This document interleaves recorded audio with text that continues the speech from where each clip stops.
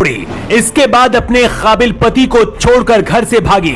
उस दिन अर्पिता मुखर्जी पर अगर पार्थ चटर्जी की नजर नहीं पड़ती तो शायद अर्पिता मुखर्जी आज बर्बाद नहीं होती। अर्पिता मुखर्जी कॉलेज के दिनों से ही मॉडलिंग और एक्टिंग करना चाहती थी। पिता सरकारी अधिकारी थे, इसलिए घर में सब कुछ ठीक था, लेकिन अचानक से एक दिन उनकी मौत हो गई। पिता की जगह पर अर्पिता को सरकारी नौकरी मिल गई थी, लेकिन अर्पिता ने सरकारी नौकरी को ठुकरा दिया।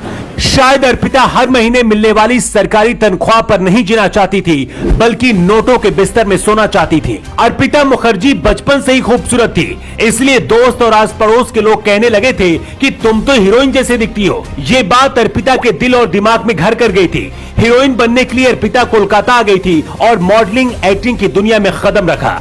कई सालों के स्ट्रगल के बाद भी अर्पिता मुखर्जी को कोई बड़ा रोल नहीं मिला था।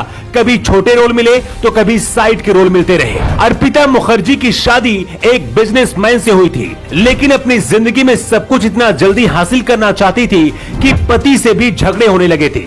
कहा जाता है कि यही वजह थी कि एक दिन अर्पिता ने पति को भी छोड़ दिया और अकेली रहने लगी। अर्पिता की जिंदगी में उसके खिलाफ जो होता था उसे वो छोड़ देती थी। यही वजह है कि करोड़ों की दौलत होने के बाद भी अपनी माँ को भी अकेला छोड़ दिया।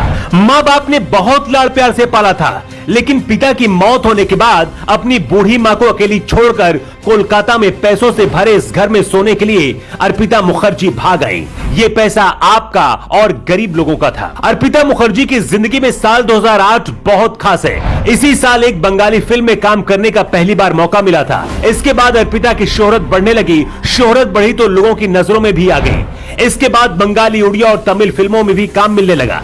हर तरफ खूबसूरती के चर्चे हो रहे थे, लेकिन तभी अर्पिता के ऊपर पार्थ चटर्जी की नजर पड़ी। साल था 2010 जब अर्पिता की मुलाकात पार्थ चटर्जी से हुई थी। कहते हैं इनकी मुलाकात एक बांग्ला अभिनेत्री ने कराई थी। फिर दोनों अक्सर मिलने जुलने लगे। दोनों कई जगह एक साथ भी नजर आने लगे। कुछ लोग ये भी कहते हैं कि पार्थ चटर्जी और अर्पिता मुखर्जी दोनों रिश्ते में भी थे। हालांकि इस बात को इन दोनों ने कभी कबूला नहीं। पार्थ चटर्जी से मिलने के बाद अर्पिता साल 2014 में फिल्मों से दूरी बना ली। 2016 में पार्थ चटर्जी जब पश्चिम बंगाल सरकार में शिक्षा मंत्री बने तो अर्पिता को दुर्गा उत्सव समिति का स्टार प्रचारक बनवा दिया। इसी दौरान शिक्षा मंत्री रहते हुए पार्थ चटर्जी ने शिक्षा भर्ती घोटाला किया और काली कमाई को अर्पिता के घर में भर दिया। अर्पिता ने जो सपना देखा था वो पूरा हो गया था। बिस्तर से लेकर घर के बाथरूम के नीचे तक ये पैसे भर गए थे, लेकिन अर्पिता को शायद इस बात का अंदाजा नहीं था कि ये काली कमाई उसे ले डूबेगी। ईडी को अब तक अर्पिता के पास से 50 करोड़ का ये कैश और करोड़ों की संपत्ति मिल चुकी है। नोटों वाले घर में जिंदगी भर रहने का सपना देखने वाली अर्पिता मुखर्जी को अब जिंदगी भर जेल की सलाखों में रहना पड़ सकता है। इसीलिए कहा जाता है कि अपनी मेहनत पर भरोसा रखना चाहिए। काली कमाई और गलत रास्ते से आया पैसा कभी नहीं रुकता है।